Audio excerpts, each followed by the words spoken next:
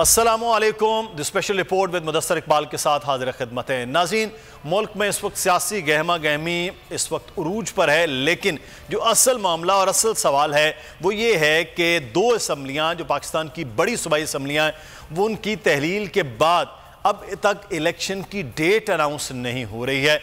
कयास आराइयाँ की जा रही। वज़ीर कानून जो इस वक्त हैं वो बात कर रहे हैं कि डिले हो सकते हैं। इसका मतलब है कि पीछे कुछ ना कुछ बात हो रही है, कुछ ना कुछ मामला तय किए जा रहे हैं। इस सारे अमल में अब पाकिस्तान तहरीक इंसाफ वो क्या सोच रही है, आज इस पर भी बात करेंगे।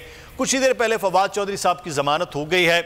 उनके बहरहाल एक मामला बड़ा तवील और ऐसा लग रहा था कि जिस किस्म का केस बनाया है इसको तूल दिया जाएगा और किसी न किसी तरह से आज़म सवाती साहब की तरह इनको भी घुमाया फिराया जाएगा। लेकिन बहरहाल एक हफ्ते के अंदर उनकी ज़मानत के मामला भी हो गए हैं। साथ ही साथ हम बात करेंगे इस वक्त पाकिस्तान मुस्लिम नून में जो कुछ दरार आई है या कुछ रहनुमा हैं वो बड़ा खुलकर क़यादत के हवाले से भी बात कर रहे हैं। और जिस तरह से मुस्लिम नून में मरियम नवाज साहिबा को चीफ ऑर्गेनाइज़र बनाया गया है, बड़ा ओहदा दिया गया है, अब वही आगे हो सकता है टिकटों की तकसीम और सारे मामलात हैं, तो सीनियर क़यादत जो है उन्होंने इस पर बाकायदा तौर पर रिबट्टल भी दिया, अपना रद्द अमल दिया है और पार्टी ओहदे से इस्तीफ़ा जो है वो भी दे दिया गया है शाहिद खाकान अब्बासी साहब की जानिब से। मुफ्ता इस्माइल साहब के बयानात भी आपने सुने हैं जिस किस्म के वो हो रहे हैं। तो क्या फिर से कुछ चौधरी निसार अली खान बन रहे हैं पाकिस्तान मुस्लिम नून में, इस पर भी बात करेंगे।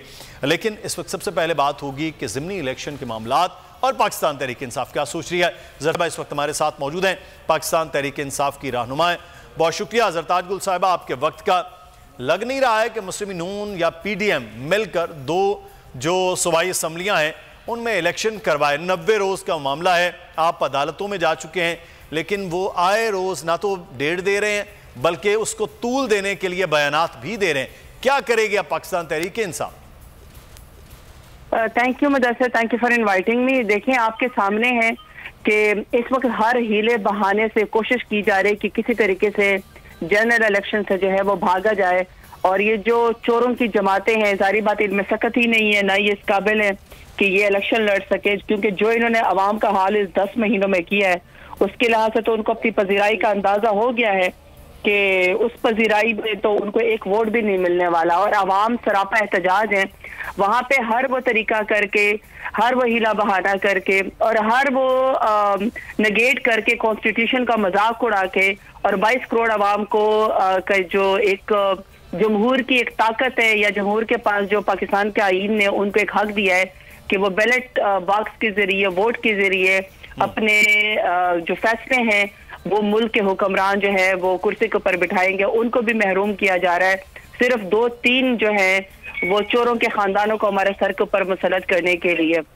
अभी आपने कहा कि सब कुछ इस मुल्क के अंदर हो रहा है, लेकिन जो इस वक्त एक इंटरिम सेटअप ने इलेक्शन का जो इनेकाद करना होता है वो नहीं हो रहा। वो तो अभी आपके सामने है कि इस वक्त हर तरीके से इलेक्शन से भागने की कोशिश की जा रही है, क्योंकि उनको पता है कि जब वो लोग बंद दरवाजों के पीछे आए थे, जब वो ज़मीर फरोशी करके आए थे, जब उन्होंने पाकिस्तान की सालमियत का सौदा किया था, जब उन्होंने पाकिस्तान को माशी बदहाली की तरफ लेकर जाना था और जो ओछे हथकंडे उन्होंने पाकिस्तानी के ऊपर जिंदगी जीरन कर दी, इस वक्त हर इज्जतदार बंदा अपनी इज्जत बचा रहा है इस मुल्क के अंदर। इस वक्त किसी की इज्जत महफूज नहीं है, किसी की सेल्फ रिस्पेक्ट महफूज नहीं है। जो आवाज उठाता है इसको गोली मार दी जाती है।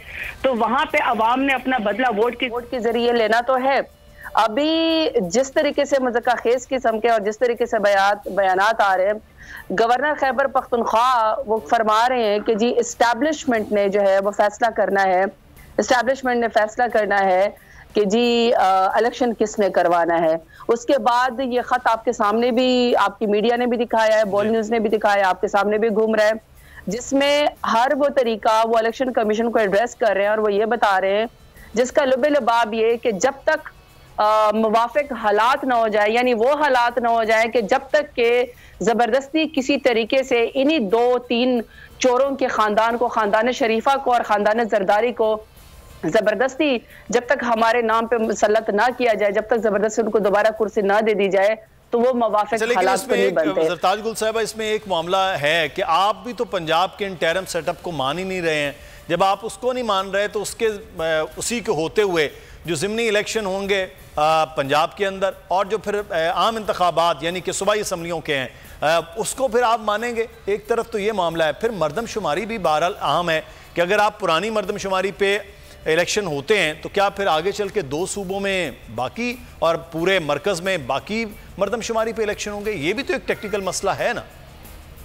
नहीं देखिए मुदस्सर, अगर फर्ज करें कि हम नहीं, पीटीआई नहीं मानती है, हम सबसे बड़े स्टेक होल्डर है, हमने 1,70,00,000 वोट लिया, यहाँ पे कोई अपनी कौंसलर की कुर्सी नहीं छोड़ता। ये तो खान साहब का इतना बड़ा दलेराना फैसला है कि उन्होंने डूबती हुई मईशत को और जो दहशतगर्दी इस वक्त मुल्क के अंदर हो रही है, जिस तरीके से पाकिस्तान के लोगों को धकेला जा रहा है दोबारा से एक और जंग के लिए, वहां पे खान साहब ने एक बहुत बड़ा फैसला किया कि हमें जनरल इलेक्शन में जाने के लिए 5 ईयर्स का मैंडेट चाहिए जो इस कौम को आगे लेकर जा सके, क्योंकि इस वक्त जो 10 महीने की रिजीम चेंज वाली और NRO2 वाली डाकों वाली हुकूमत है, इसके ऊपर तो कोई आपके फ्रेंडली ममालिक भी ट्रस्ट नहीं करे। इस वक्त तो मुल्क की मईशत डूब चुकी है।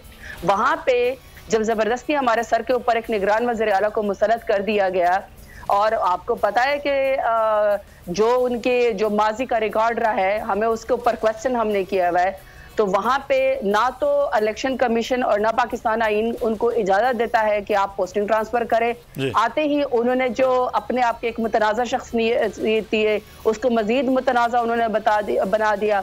जो खान साहब के ऊपर कत्ल का एक अटेम्प्ट की गई थी, वो तो अल्लाह ताला ने बचा लिया वजीराबाद में, उस JIT को उन्होंने तब्दील कर दिया। अगर ये वीडियो आपको पसंद आई है तो हमारे चैनल को सब्सक्राइब कीजिए और बेल आइकॉन को क्लिक कीजिए। खूने नाहक बहुत पी चुकी ये जमीन, अब कोई दिन में ये खून उगलने को है। खत्म हो जाएगी ये तमाशागरी, वक्त पलटेगा रोजे जजा की तरह। ये जो पेशावर में ताजा लहू है बहा, एक क़यामत करेगा फलक पर बपा। गम की सलमनाक घड़ी में बोल सानह पेशावर में शहीद होने वालों के लवाहिकीन के साथ